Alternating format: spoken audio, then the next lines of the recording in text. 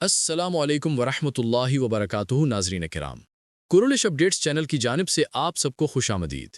ناظرین کرام، آج کی ویڈیو کورولش اور ہان ڈرامہ سیریز کے بارے میں ہے۔ جیسے کہ آپ جانتے ہیں، کورولش اور ہان کی پہلی 2 اقساط نشر ہو چکی ہیں اور وہ دونوں اقساط بے حد شاندار ثابت ہوئی ہیں۔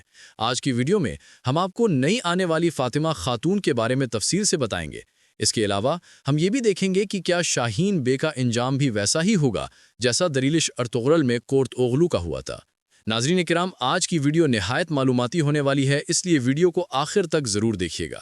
اور اگر آپ نے ابھی تک کورولش اپڈیٹس چینل کو سبسکرائب نہیں کیا تو فوراً سبسکرائب کر لیں تاکہ ہر نئی آنے والی ویڈیو کا نوٹیفیکیشن آپ تک بروقت پہنچ سکے۔ چلیے ناظرین کرام، شروع کرتے ہیں آج کی ویڈیو۔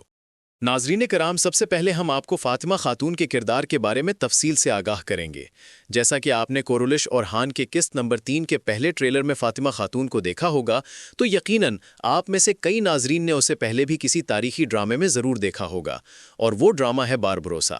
جی ہاں ناظرین کرام، یہی اداکارہ باربروسا سیریز کے سیزن 1 میں مریم خاتون کا کردار ادا کر چکی ہیں۔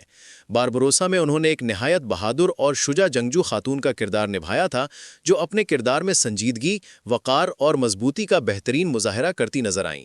ان کی اداکاری نے اس وقت بھی ناظرین کے دل جیت لیے تھے۔ اب یہی باصلاحیت اداکارہ کورولش اور ہان میں فاطمہ خاتون کے کردار میں جلوہ گر ہوں گی، اور اس میں کوئی شک نہیں کہ وہ اس کردار کو بھی نہایت خوبصورتی اور فطری انداز میں نبھائیں گی، کیونکہ ان کے پاس تاریخی کرداروں کو مؤثر انداز میں پیش کرنے کا پہلے ہی تجربہ موجود ہے۔ جن ناظرین نے باربروسا سیریز دیکھی ہے وہ بخوبی جانتے ہوں گے کہ یہ اداکارہ اپنے کردار میں کتنی جان ڈالتی ہیں، اسی لیے شائقین اب انہیں کورولش اور ہان میں ایک نئے انداز میں دیکھنے کے لیے خاصے پرجوش ہیں۔ ناظرین کرام، لیکن دوسری جانب سوشل میڈیا پر فاطمہ خاتون کے کردار کو لے کر کچھ تنقید بھی سامنے آ رہی ہے۔ کچھ ناظرین کا کہنا ہے کہ فاطمہ خاتون اپنی بھابھی نیلوفر خاتون سے عمر میں بڑی لگتی ہیں، جبکہ نیلوفر خاتون عمر میں کم نظر آتی ہیں، حالانکہ ان کے 2 بچے بھی ہیں۔ یہ بھی کہا جا رہا ہے کہ اگر موجودہ اداکارہ کو نیلوفر خاتون کے کردار کے لیے چنا جاتا اور نیلوفر خاتون کا کردار ادا کرنے والی اداکارہ کو فاطمہ خاتون کا کردار دیا جاتا تو شاید کرداروں کی مطابقت زیادہ بہتر محسوس ہوتی۔ ناظرین کرام، اگر میں اپنی ذاتی رائے دوں تو سوشل میڈیا پر ہونے والی یہ تنقید کچھ حد تک درست بھی محسوس ہوتی ہے، کیونکہ واقعی نیلوفر خاتون کا کردار کم عمر دکھائی دیتا ہے، جبکہ فاطمہ خاتون نسبتاً بڑی عمر کی لگتی ہیں۔ اس لیے بوزداغ کو اس پہلو پر تھوڑا مزید غور کرنا چاہیے تھا تاکہ کرداروں کی مطابقت اور بھی متوازن دکھائی دیتی۔ بہرحال ناظرین اکرام، یہ تو صرف میری اور آپ کی رائے ہے۔ آخر میں فیصلہ تو وہی ہوگا جو بوزداغ کو بہتر لگے گا، کیونکہ ڈرامے کے کرداروں اور ان کی پیشکش کے بارے میں حتمی فیصلہ ہمیشہ پروڈکشن ٹیم کے ہاتھ میں ہوتا ہے۔ ناظرین کرام، اب ذرا تفصیل سے بات کرتے ہیں شاہین بے کے بارے میں۔ کیا شاہین بے کا انجام بھی دریلش ارطغرل کے کورت اوغلو جیسا ہونے والا ہے؟ اگر ہم غور کریں تو شاہین بے کی کہانی میں کچھ ایسی مماثلتیں نظر آتی ہیں جو ہمیں کورت اوغلو کے کردار کی یاد دلاتی ہیں۔ دریلش ارطغرل کے پہلے سیزن کی ابتدائی اقساط میں ہم نے دیکھا تھا کہ کورت اوغلو ظاہری طور پر ایک خیرخواہ اور سمجھدار شخص دکھائی دیتا ہے۔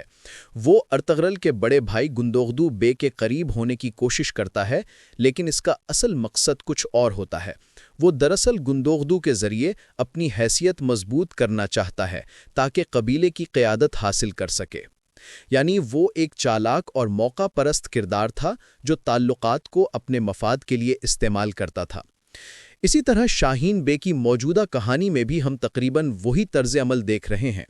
وہ بھی علاؤالدین کے ساتھ اپنے تعلقات بہتر بنانے کی کوشش کر رہا ہے۔ ظاہری طور پر وہ اس کا خیرخواہ بننے کی اداکاری کرتا ہے، لیکن اندرونی طور پر اس کی نیت کچھ اور محسوس ہوتی ہے۔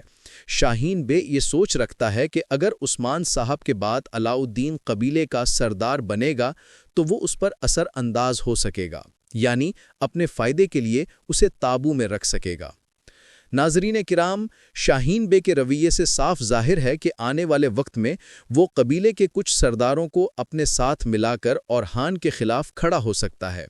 بظاہر وہ علاؤالدین کے ساتھ دوستی کا رشتہ برقرار رکھے گا تاکہ لوگ اس پر شک نہ کریں، لیکن در حقیقت اس کے اندر اقتدار کی خواہش چھپی ہوئی ہے۔ یہ بھی ممکن ہے کہ جب اسے موقع ملے تو وہ اپنے مفاد کے لیے صلیبیوں سے اتحاد کر لے، جیسا کہ ماضی میں کورت اوغلو نے کیا تھا۔ تاہم یہ سب مصدقہ خبر نہیں بلکہ صرف ایک ذاتی رائے ہے۔ لیکن اگر ہم موجودہ حالات کو دیکھیں تو ایسا محسوس ہوتا ہے کہ شاہین بے کا کردار واقعتاً کورت اوغلو کی عکاسی کر رہا ہے۔ دونوں کرداروں میں ایک جیسی چالاکی، موقع پرستی اور اقتدار حاصل کرنے کی خواہش صاف جھلکتی ہے۔ آخر میں یہ کہنا غلط نہ ہوگا کہ اگر شاہین بے کو دوسرا کورت اوغلو کہا جائے تو یہ بات بالکل بے بنیاد نہیں لگتی، کیونکہ اس کی حرکات و سکنات، تعلقات بنانے کے انداز اور اندرونی ارادے کورت اوغلو سے خاصی مشابہت رکھتے ہیں۔ ناظرین کرام، تو آپ نے دیکھا کہ شاہین بے کا کردار بظاہر نرم اور دانشمند دکھائی دیتا ہے، مگر اس کے اندر طاقت حاصل کرنے کی وہی آگ بھڑک رہی ہے جو ماضی میں کورت اوغلو کے اندر تھی۔ اب دیکھنا یہ ہے کہ آنے والے دنوں میں وہ اپنی چالوں سے کیا رنگ دکھاتا ہے۔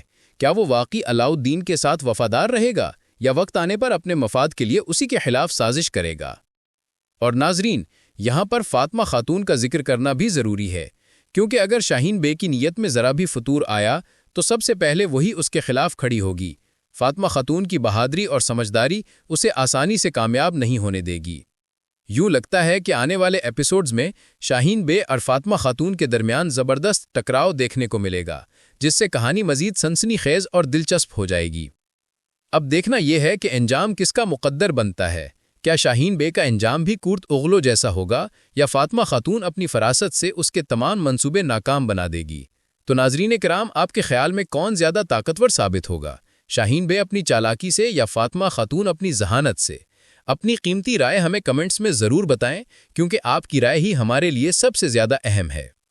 اگر ویڈیو پسند آئی ہو تو لائک ضرور کریں، چینل کو سبسکرائب کر کے بیل آئیکن دبا دیں تاکہ قرولش اور ہان کی ہر نئی اپڈیٹ آپ تک سب سے پہلے پہنچے۔ ملتے ہیں اگلی ویڈیو میں ایک نئی معلوماتی اپڈیٹ کے ساتھ، تب تک کے لیے اللہ حافظ ناظرین کرام۔